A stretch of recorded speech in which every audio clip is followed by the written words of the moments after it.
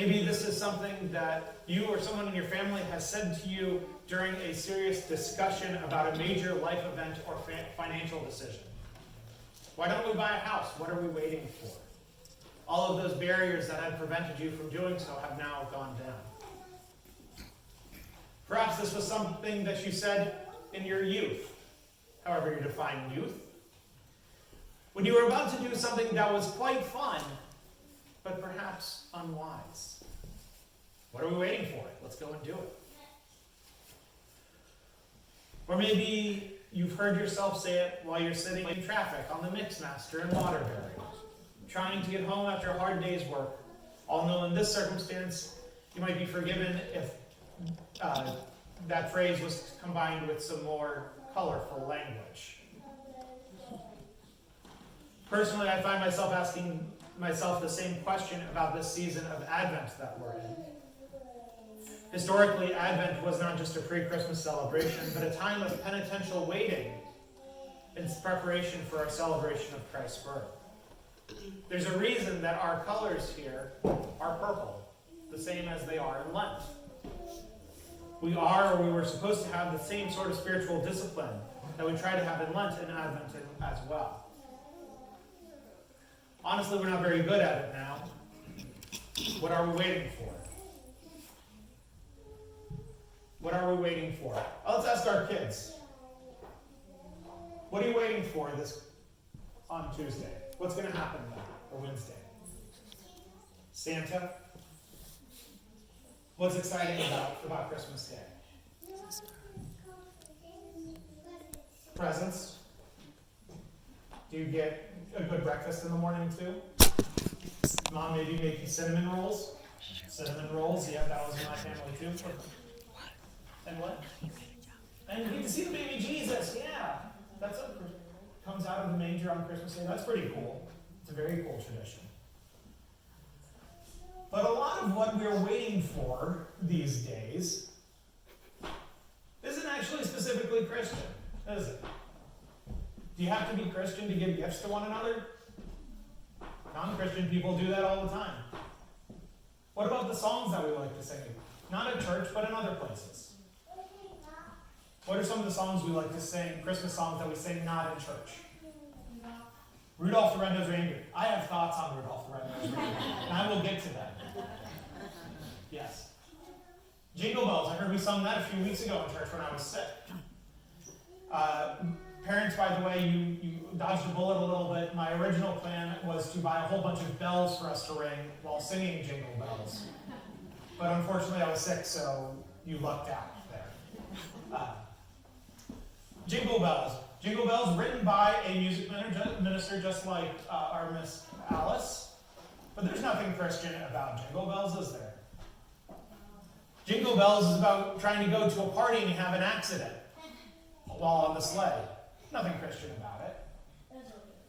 What about for our older crowd here? I'm guessing some of you grew up on White Christmas with Bing Crosby. Am I right? I'm not going to try to sing it. My bass voice isn't that deep enough. I bet Dick Burton could. Maybe. Yeah. Frosty, I have thoughts on it. Those are the two songs that I have lots of thoughts about. Good job on that. Irving, but the person who wrote White Christmas wasn't Christian at all. It was Irving Berlin. Irving Berlin, the Russian Jewish immigrant who didn't celebrate Christmas but wanted to create a time of happiness and joy that he could feel like he could fit into. Rudolph the Red-Nosed Reindeer, also written by a Jewish man. Rudolph May, I believe his name was. A lot of our Christmas traditions that we got aren't actually Christian, and most of the things that we really celebrate are less than 100 years old. Now, for some of our kids and for some of our younger folks, 100 years old doesn't seem like a lot of time, but how old is our Christian faith? 2,000 years old. 2019 years old. It's Robert May, by the way, who was the creator of Rudolph the Red-Nosed Reindeer. And you don't have to be Christian to celebrate those things. And it's not our job as Christians to police how other people celebrate their holidays. It is up to us as Christians, however, to realize that those things are not at the core of what makes Christmas Christmas.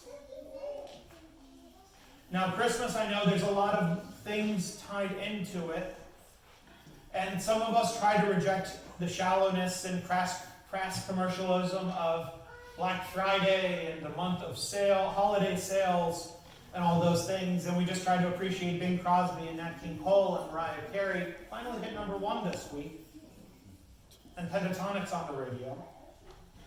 But even our other meanings that we ascribe to Christmas that aren't quite as commercialistic are also pretty recent too. What are some of the other things we think of? If we're not doing things that we buy, not presents, what are some of the other things we think of when we think of Christmas? Anyone think of... Oh, sorry. The Christmas tree? The wreath. Yes. We have wreaths here. Christmas tree was popularized by Martin Luther in the 1500s, borrowing from a German pagan custom. Candy canes. Elves. Also a German pagan custom, to believe in elves, yes. Lights. Lights are cool.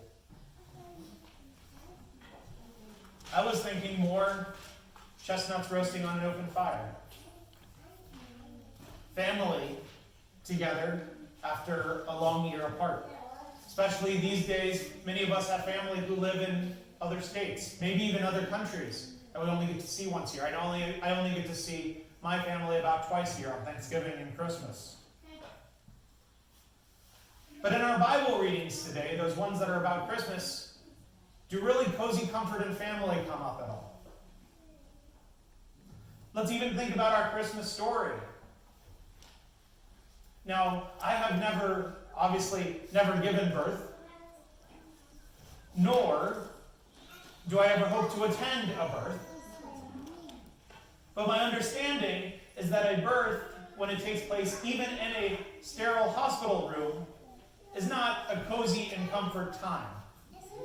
That is my understanding of the process. I'm getting some nods here. Now imagine trying to give that while surrounded by goats. Imagine that surrounded by sheep and camels. And I will just say this briefly. Imagine the fluids. And we're going to move on from there. That ideal of a cozy, comforting Christmas, though, is only about 200 years old. That started in Victorian England. Came from Victorian England at a time of great transition in the face of what was called the Industrial Revolution. Many ideas of what we consider the traditional family were being established at that time. This is our image of a father and a mother and adoring innocent children in a city or a suburb, with a father going to work outside the home and a mother keeping house. That's not how people actually lived before that. That was never the traditional family arrangement. Because remember, most people were farmers. And in a farm, everybody works all the time. You never leave your job.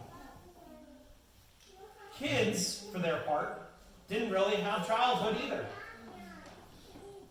Kids started working when they were about 6, 7 years old. Either in the family farm or helping their parents make whatever it is they made. There was no childhood or adolescence. But in this Victorian era with the Industrial Revolution, folks who were kind of the thought leaders back then consciously transformed how we celebrate Christmas. Little remains in our cultural memory of how Christmas used to be celebrated before then. Indeed, if we reach back further in time to before the Industrial Revolution, we find Christmas celebrations looks a lot more like Mardi Gras in New Orleans and a Halloween on a college campus than mistletoe and cozy fires. Christmas in England was a massive party. Now, there are a few remnants of this in some of our hymns.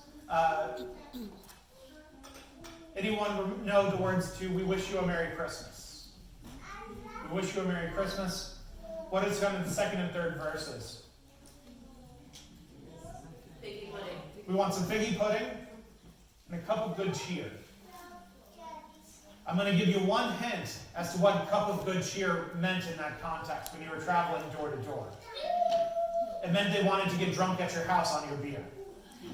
So a Christmas celebration here in town, if we can imagine it, would have been a pack of people coming through town, going to different people's houses, and getting progressively drunk as the night got on. That practice was called wassailing. If you've ever heard that term, let us go wassailing. That's what that means. Door-to-door Christmas caroling does happen. Unfortunately, it's a fading Christmas tradition, but that's the celebration of that. Celebrations of Christmas were seen as so raucous and debauched, so sinful, that Christmas was banned in England during the English Civil War in the 1600s and under the rule of Oliver Cromwell. And our theological ancestors, the Puritans, at least in Massachusetts, I'm not sure about the Connecticut history, banned celebrating Christmas from the 1630s until the early 1800s. We waged a successful war on Christmas for almost 200 years. Now, I will say, in matters of public decency and things like that, just because that celebration of drunkenness and debauchery is older doesn't make it a better tradition. But it does make a certain kind of sense if we remember that Advent was not just the season of wreaths and the Christmas tree, but a deeply holy and mystical time of the year, when people actually fasted. They did not eat during the day. And it was a time of patience. It was a mystical time in which heaven and earth seemed very, very close together. We can imagine the tension winding on a spring, and then the sudden release of that on Christmas Day. No wonder people got so wild. But ultimately, all of these forms of Christmas celebration that I just talked about, they're cultural. They're not religious, really. What then is the Christian to do? What are we waiting for? How are we called to put the Christ back in Christmas? Is it this is no joke, freaking out when Santa Claus goes missing on the town green, as happened last year? He wasn't missing, he got moved to the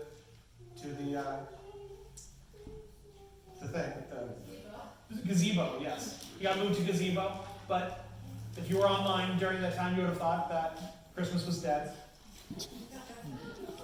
Not joking.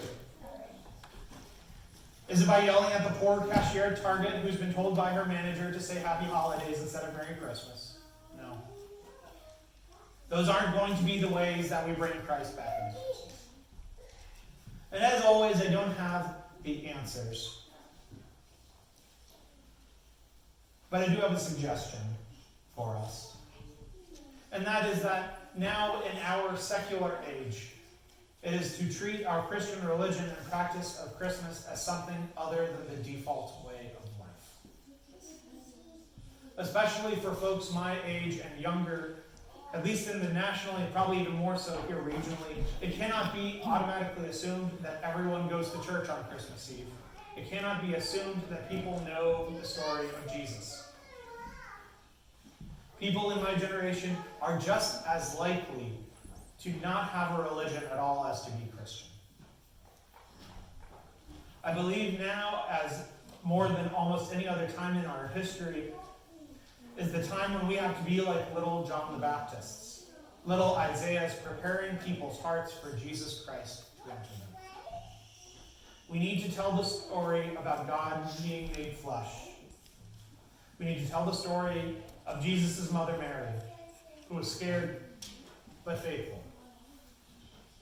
We need to tell stories about how Jesus Christ's very first sermon, recorded in the 4th chapter of the Gospel of Luke, is that he is to fulfill prophecy that we read today from Isaiah 61. He has sent me to bring good news to the oppressed, to bind up the brokenhearted, to proclaim liberty to the captives, and release to the prisoners. For that is a story that Rudolph the Red-Nosed Reindeer and Frosty the Snowman do not tell. Here's my rant about Rudolph, by the way. And Frosty, it's coming. The moral of Rudolph the Red-Nosed Reindeer, if we think about it, is that being different is okay only if you're useful. And that's a terrible message for our children and for our adults. Frosty the Snowman, by the way, I think is just bizarre. Parson Brown should not do that wedding sight unseen. You always meet with the couple beforehand. But good news to the oppressed, binding up the brokenhearted, proclaiming liberty to captives and release to the prisoners. These are Christian things, and those are unique to us. Those are our Christian story. A story of deliverance from sin and evil. A story about how another life and another world is possible. Now, this doesn't come about because of our own efforts, we know that. It doesn't even come about if we have shiny red noses. It comes about because of God's faithfulness. I have a theory about why our society has such trouble with the Christian faith and is actively trying to make it into something that you have to buy. There are marketers right now who are working. Sorry, marketing professionals in the congregation. There are marketers right now trying to make an image in certain circles that you have to say the right words and listen to the right music and be a part of the right sort of cool church to be a real Christian. And my theory is that there is a darkness in our modern world, and that darkness cannot truly comprehend the gospel of Jesus Christ. This is an echo of the words at the beginning of the Gospel of John, that a light shone in the darkness, and the darkness could not comprehend it. Not that the darkness could not overcome it, but the darkness could not even comprehend it. For the gospel, the darkness in our world cannot comprehend that the Christian story tells us that there is nothing to buy or sell, that there is no political party to join, that you don't have to have the right sort of family or connections to be loved by God or to be redeemed by Jesus Christ. The gospel tells us that we must merely be open to hearing the word of God be proclaimed, to celebrate our sacraments, and encounter God whenever we can. So, fellow Christians, as we prepare to wrap up this season of Advent and celebrate the birth of Jesus Christ, go forth into the world, proclaiming the love of Jesus Christ in a fallen and dark world. Because that's what we're waiting for. That's what the world is waiting for. And it is most certainly worth it.